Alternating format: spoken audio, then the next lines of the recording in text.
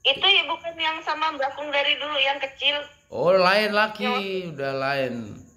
Lain. Hah? Tempatnya Oh beda. saya kira itu. Bahkan dimanapun berada begitu. Lain lagi udah. Jadi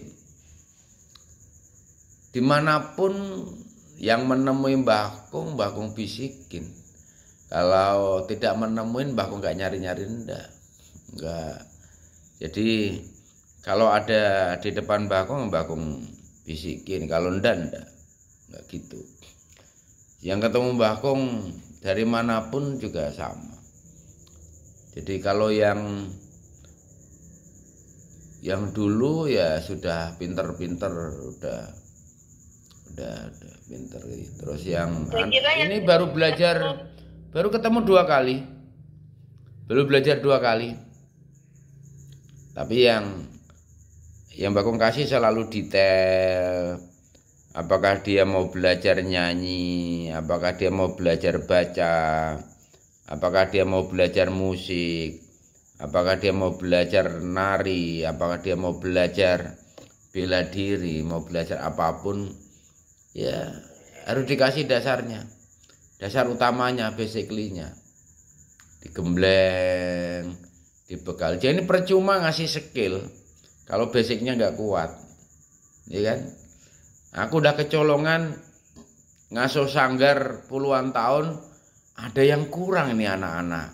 Ketika mencapai kesuksesan, mereka selalu sombong, angkuh, dan besar kepala, bahkan menjadi salah arah.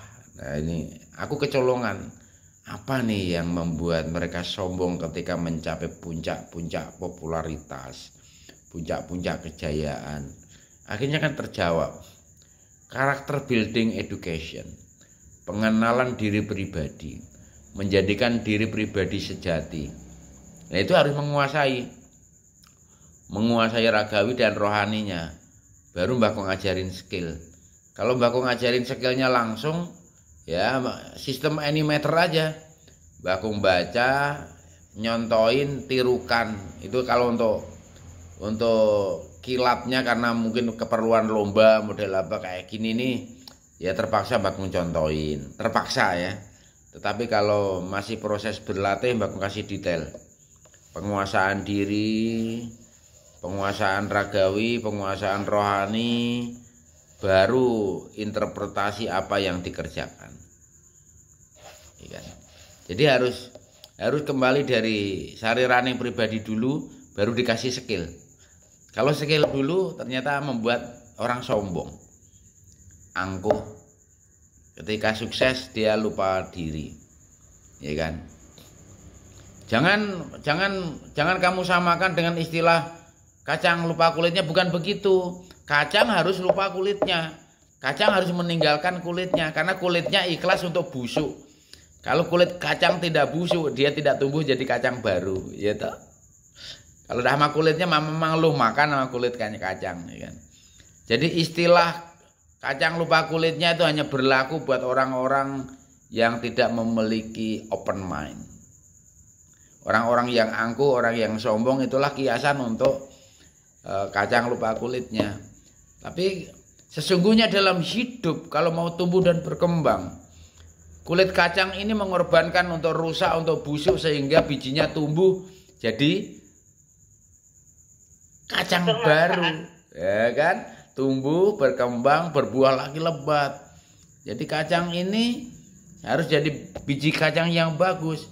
Apakah bermanfaat untuk burung kalau dibuka dari kulitnya, untuk ikan, untuk wedus, untuk orang, untuk nyamian, atau mau tumbuh jadi tumbuhan kacang baru. Jadi jangan sembarangan memakai istilah, kalau kamu misalnya lupa aku gitu kan, wah kacang lupa kulitnya. Enggak, kamu harus juga meninggalkan kulitnya. Tidak akan melupakan orang yang berjasa buat kita. Orang kayak kita gak mungkin melupakan jasa baik orang lain, iya kan? Gak mungkin kita diistilahkan seperti itu, tidak mungkin. Karena kita memiliki wawasan dan kecerdasan rohani yang harus dibagikan. Kalau engkau mau tumbuh, maka harus keluar dari cangkangnya, berani menghadapi panas, berani menikmati dingin, berani mencium bau busuk, berani menikmati bau wangi, maka tumbuh jadi kacang baru yang subur, lebat, dan kembali melahirkan umbi-umbian yang banyak lagi, ya kan? Satu biji kacang bisa menjadi ratusan biji kacang. Oke? Ini bagi yang memiliki kecerdasan rohani. Tapi bagi yang hanya mengandalkan kecerdasan akal, oh you lupa kulitmu, lu kayak kacang lupa kulitmu, ini kiasan-kiasan orang angkuh, orang sombong, orang yang lupa diri, justru tidak memiliki lapang jiwa, tidak memiliki ketulusan, merasa baik sendiri, merasa hebat sendiri, merasa menolong sendiri, padahal bukan dia yang menolong. Yang menolong itu Gusti Kang Murbeng Dumadi. Kalau melalui kita hanya alat. Jadi nggak perlu kita tuh ngundat-ngundat, ngitung-ngitung apa yang kita lakukan. Janganlah pernah engkau menghitung-hitung kembali apa yang telah kau perbuat, bahwa kalau itu kebajikan. Kebajikan kita nggak perlu diumbar, nggak perlu dipromosikan, nggak perlu diwoyo-worokan, nggak perlu diumumkan. Lakukan saja. Kiasan kacang lupa kulitnya tidak berlaku buat orang yang memiliki kecerdasan rohani. Kiasan kacang lupa kulitnya itu hanya berlaku buat orang-orang yang sombong, orang-orang yang angkuh, orang-orang yang merasa, tapi belum bisa merasa. Hanya orang yang merasa bisa. Ya.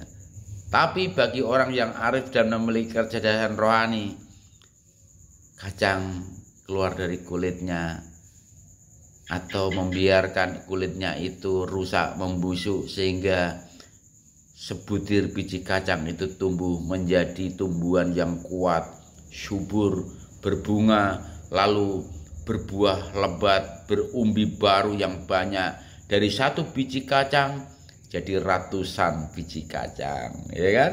Ini kita belajar cerdas rohani untuk terus bersyukur, tumbuh berkembang, bangkit setiap saat, setiap waktu, mengatasi renungan zaman di masa zaman edan. Zaman edan kabeh padha lali, luput iri lan murka. Zaman edan kabeh padha lali, luput iri lan murka.